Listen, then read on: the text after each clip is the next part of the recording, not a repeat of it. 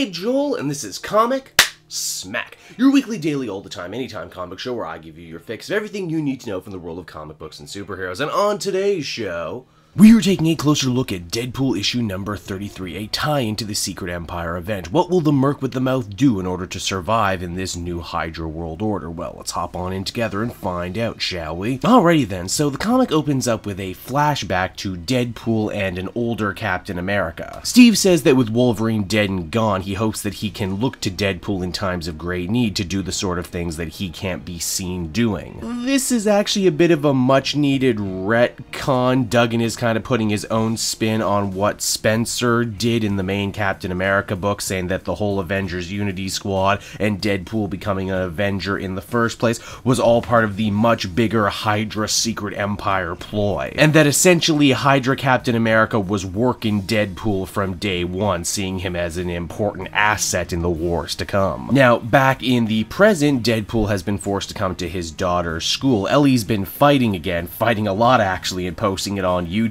Her and her dad didn't exactly have the best relationship before the Hydra takeover, and now all of their problems have been made 100 times worse. So why exactly is it that Ellie has been lashing out so hard? Why is she so mad at her father, Deadpool? It's because she misses Agent Preston, the woman who she considers to be her mother, a woman who's been with this series since the very beginning. What happened to Preston? Well, for that we get probably one of the most depressing flashbacks I've seen in a comic in a very long time. It's also one of the most artistically rendered ones I've seen too. It's a lot of dark monochromatic colors, but with bright reds popping out to indicate danger. So you see, here's the thing. Agent Preston is an agent of S.H.I.E.L.D., but because she's an LMD, Dr. Faustus wasn't able to control her mind. So when Manhattan was overrun and America started falling to Hydra, they sent a brainwashed hit squad to go take Preston out, only she was able to escape. Preston tried to get Deadpool's help to make contact with Phil Coulson and undo this Hydra conspiracy. Little did she know poor Wade was actually in much deeper with Hydra than he cared to admit. Deadpool desperately tries to protect Preston's feelings, tries to lie to her, tries to misdirect her, but when they get to Phil Coulson's safe house,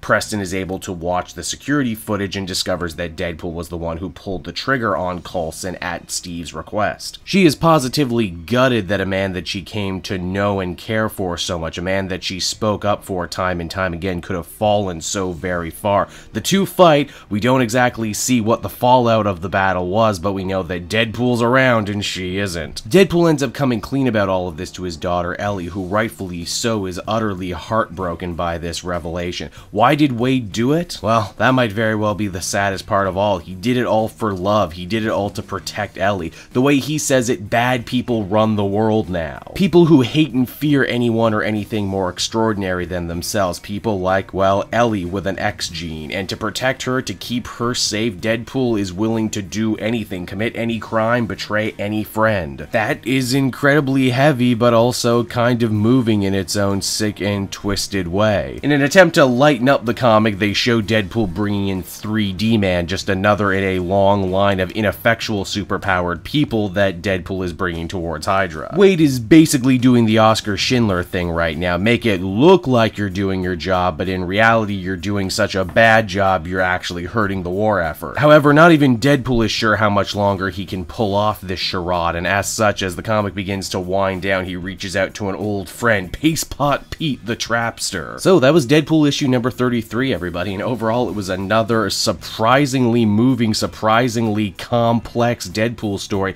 that manages to make great use of this tie-in event. Duggan really is the master of writing Deadpool as the ultimate sad clown, a guy who's broken on the inside but who ultimately tries to do what he thinks is right, tries to fight for love, even if it means end up killing and betraying the people closest to him just to defend the one person he truly loves. He's an immortal. He's not used to caring about someone as much as he cares about his daughter. And even he's beginning to get a little shocked by the despicable lengths he's willing to go to defend her, even if she ends up hating him at the end of the day. It was truly moving, truly riveting, truly tragic stuff, and I can't wait to see how this arc wraps up and how this is going to affect the future of Deadpool moving forward. Overall, I'd give this one another 9 out of 10. So there's Deadpool for you, everyone. I hope you liked it as much as I did, and as always, want to check out some of these other videos I've worked on. Then you can always follow me on social media, links down in the description and on screen. And hey, if you want to support the channel and get some merch while you're at it, Cape Joel officially has a TeePublic store right now. So until next time, everybody, thanks for watching.